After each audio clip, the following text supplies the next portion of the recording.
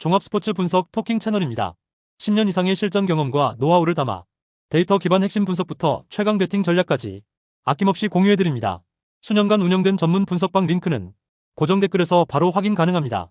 피오렌티나 vs 피사. 이 경기는 4-3-3의 빠른 전환과 3-4-1-2의 느린 좌우 스위칭이 정면으로 부딪히는 구도다. 피오렌티나는 컨퍼런스 리그 일정 속에서도 주전들에게 로테이션을 부여해 체력을 아껴둔 상태라 압박 강도와 전환 속도를 최대한 끌어올릴 수 있는 상황을 맞았다. 특히 구드문드손이 중원에서 방향 전환과 템포 조절을 책임지고 있기 때문에 수비에서 공을 따내는 순간 곧바로 반대 측면으로 전환 패스를 꽂아 넣는 그림이 자주 나올 수 있다.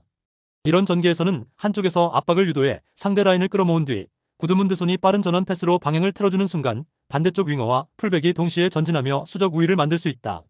모이스키는 중앙에서 수비 라인을 끌어내고 측면으로 빠졌다 다시 안으로 들어가는 움직임을 반복하며 피사의 3명짜리 센터백 라인의 균형을 흔드는 역할을 맡게 된다. 만드라고라는 그 뒤에서 세컨드볼 경합과 수비 커버를 담당하며 피사의 전개를 중원에서 끊어내고 다시 피오렌티나 쪽으로 흐름을 되돌리는 역할을 해줄 수 있다. 반면 피사는 3-4-1-2 특성상 좌우폭을 넓게 쓰고 싶어도 스위칭 타이밍이 조금만 늦어지면 윙백과 2선, 투톱 사이 간격이 어색하게 벌어지며 공격이 끊기는 문제가 발생한다. 특히 피오렌티나처럼 전환 속도가 빠른 팀을 상대로는 한쪽에서 공격을 시도하다가 전환 타이밍을 놓치는 순간 되려 역습의 출발점이 되어버릴 위험이 크다. 피오렌티나의 입장에서 보자면 피사가 좌우로 공을 돌리는 구간을 오히려 압박 타이밍으로 활용할 수 있다. 한쪽 측면에서 피사가 패스를 주고받는 동안 구드문드손이 중원에서 압박 방향을 지정하고 만드라고라가 세컨드볼 지점을 미리 점유한 뒤 탈취 즉시 빠른 전환 패스로 반대편을 여는 장면이 이상적인 시나리오다. 이렇게 되면 피사는 좌우 스위칭이 끝나기도 전에 공을 잃게 되고 수비수들은 아직 라인을 완전히 이동시키지 못한 상태에서 반대편 공간을 허용하는 최악의 타이밍을 맞게 된다. 결국 피오렌티나는 구드문드손의 빠른 전환 패스를 활용해 측면에서 수적 우위를 만들며 모이스킨의 움직임과 만드라고라의 활동량을 더해 결정적인 득점 기회를 여러 차례 만들어낼 수 있는 조건을 갖추고 있다고 볼 수 있다. 체력 전환 속도 전술적 상성을 한데 묶어보면 100% 전력을 가동할 수 있는 피오렌티나 쪽으로 승부의 방향을 두는 것이 보다 합리적인 판단에 가깝다. 토킹 추천 배팅. 승무패 피오렌티나 승강추. 언더오버 언더 추천. 볼로냐 vs 우디네세. 이 경기는 볼로냐의 조직된 전환 구조와 우디네세의 느린 세컨드 라인 커버가 정면으로 맞부딪히는 매치업이다. 볼로냐는 프로일러를 중심으로 중원에서 공의 흐름을 조절하고 로우가 측면과 하프 스페이스를 오가며 전진의 폭을 넓혀준다. 여기에 임모빌레가 수비 라인 사이를 집요하게 파고들며 한 번의 전진 패스만 연결되면 곧바로 골문을 위협할 수 있는 상황을 자주 만든다. 우디네세는 4-4-2 두 줄 블록을 기본으로 깔고 자니올로와 자놀리를 활용해 측면과 중앙에서 동시에 압박을 가하며 전방 침투를 노리지만 문제는 그 이후다. 전방이 한 번 깊게 들어갔을 때 세컨드 라인이 제 시간에 따라 들어오지 못해 공을 잃는 순간 넓은 중원 공간이 상대에게 그대로 개방되는 장면이 반복되어 왔다. 즉, 전방 침투 시 세컨드 라인의 커버가 느려 터져 있는 구조라 상대가 날카로운 역습 패턴을 준비해왔다면 한 번의 탈압박만으로 곧바로 치명적인 역습을 허용할 수 있는 상태라는 뜻이다. 볼로냐 입장에서는 이 약점을 가장 먼저 파고들어야 하고 실제로 프로일러가 하프라인 근처에서 볼을 따내는 순간이 곧바로 역습의 신호탄이 될 가능성이 높다. 프로일러가 공을 잡자마자 전진을 시작하면 우디네세의 포백은 뒤로 물러나면서도 좌우 간격을 동시에 맞춰야 하는데 세컨드 라인의 복귀가 늦으면 중앙과 하프 스페이스가 동시에 비는 상황이 발생하기 쉽다. 이때 로우가 측면에서 안으로 파고들어 추가 옵션을 제공하고 임모빌레가 수비 뒷공간으로 타이밍을 맞춰 들어가면 포백 수비 조직은 한 번의 전진만으로도 쉽게 흐트러질 여지가 크다. 공격에서 우디네세가 자니올로와 자놀리의 움직임을 통해 위협적인 장면을 만들 수 있는 것은 사실이지만 전개가 막혔을 때 세컨드 라인 커버가 늦어지는 문제를 해결하지 못한다면 자신들의 공격 시도가 곧바로 역습 위기로 되돌아오는 양날의 검이 될 수 있다. 볼로냐는 굳이 라인을 지나치게 끌어올리지 않더라도 중원에서 탈취한 볼을 프로일러를 통해 빠르게 전방으로 연결하는 것만으로도 충분히 찬스를 만들 수 있는 팀 구조를 갖추고 있다. 경기 시간이 흐를수록 우디네세의 중원과 수비 라인 간격은 체력 저하와 함께 더 벌어질 가능성이 크고 그때마다 볼로냐의 역습 타이밍은 더 명확해질 것이다. 교체 카드에서도 볼로냐는 중원 활동량을 보강하면서도 역습 속도를 유지할 수 있는 자원을 투입할 수 있지만 우디네세는 구조적 약점을 단숨에 보완해줄 수 있는 카드가 제한적이라는 점이 부담으로 남는다. 전방 침투 이후 세컨드 라인의 커버가 늦는 팀과 하프라인에서 전진 타이밍을 정확히 잡는 플레이메이커를 보유한 팀의 맞대결이라는 점을 고려하면 전체적인 상성은 볼로냐 쪽으로 더 기울어져 있다고 보는 편이 현실적이다. 토킹 추천 배팅. 승무패 볼로냐 승강추. 언더오버 오버 추천. 에버턴 vs 맨체스터 유. 이 경기는 같은 4-2-3-1 구조를 사용하는 두 팀의 맞대결이지만 수비 간격 관리와 측면 뒷공간 대응에서 차이가 분명하게 드러날 수 있는 구도다.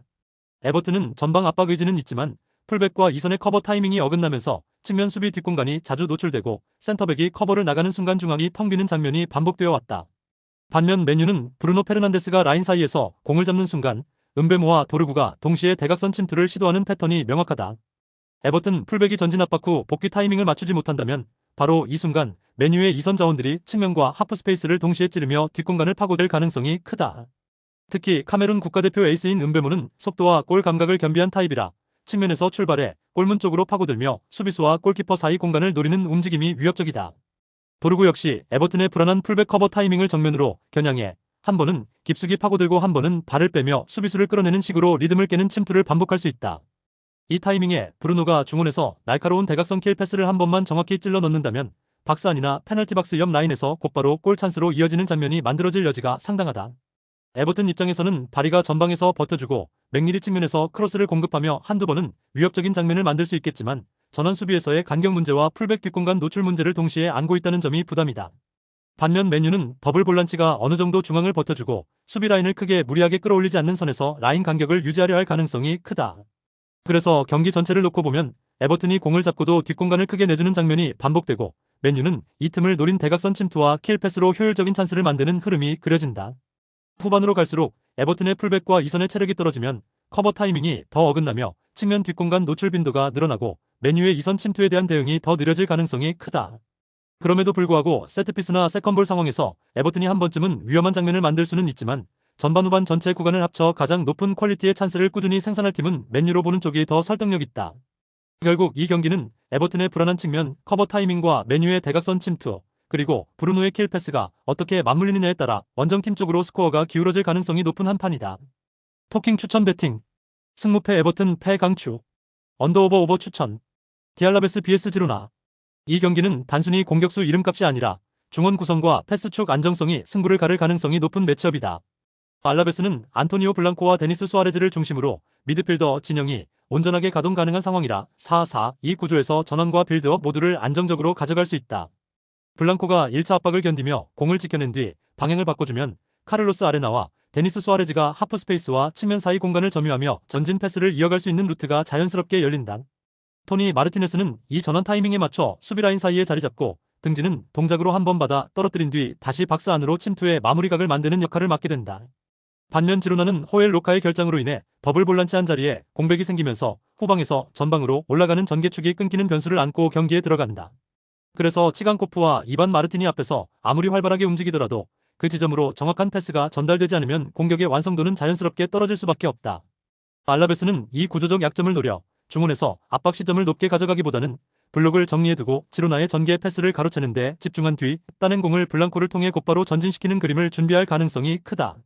중원 싸움에서 우위가 확보되는 순간마다 알라베스는 토니 마르티네스를 향해 직접적인 전진 패스나 측면 크로스를 선택할 수 있고 이는 곧 박스 안에서의 슈팅 볼륨 증가로 이어질 여지가 크다.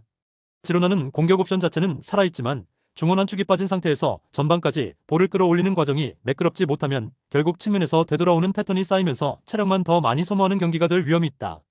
알라베스 입장에서는 시간 싸움으로 끌고 갈수록 유리한 구도다 보니 굳이 초반부터 무리하게 전진 압박을 하는 대신 중원 라인을 기준으로 상대 패스를 끊어내는 쪽에 초점을 맞출 가능성이 높다. 그 과정에서 안토니오 블랑코와 데니스 수아레즈가 동시에 가용 가능한 전력이라면 공을 안정적으로 지켜내면서도 전방을 빠르게 바라보는 선택을 반복할 수 있어 경기 내용은 점점 알라베스 쪽으로 기울 수 있다. 지로나가 라인을 올려 강하게 압박을 시도하면 블랑코가 빈 공간으로 몸을 빼며 한 번에 전환 패스를 넣을 수 있고 이 타이밍에 토니 마르티네스와 카를로스 아레나가 같이 움직이면 뒷공간과 하프 스페이스가 동시에 열리는 장면이 나올 수 있다. 반대로 지로나가 라인을 내려버티기에 들어가면 알라베스는 중원에서 여유를 갖고 볼을 돌리며 상대 블록을 좌우로 흔든 뒤 박스 앞에서 중거리와 세컨 찬스까지 노릴 수 있는 상황을 여러 차례 만들 수 있다. 종합하면 중원 전력 공백 없이 풀스쿼트에 가까운 알라베스와 핵심 미드필더 결장으로 전개축이 흔들린 지로나의 대결 구도라는 점에서 경기를 원하는 방향으로 조율할 수 있는 쪽은 알라베스 쪽에 가깝다.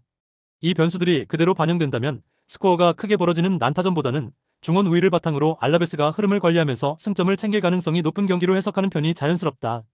토킹 추천 배팅 승무패 알라베스 승주력 언더오버 언더 추천 구독, 좋아요, 알림 설정 토킹 가족방에서 더 많은 혜택을 만나보세요. 가족방은 고정 댓글의 링크를 통해 문의하세요. 감사합니다.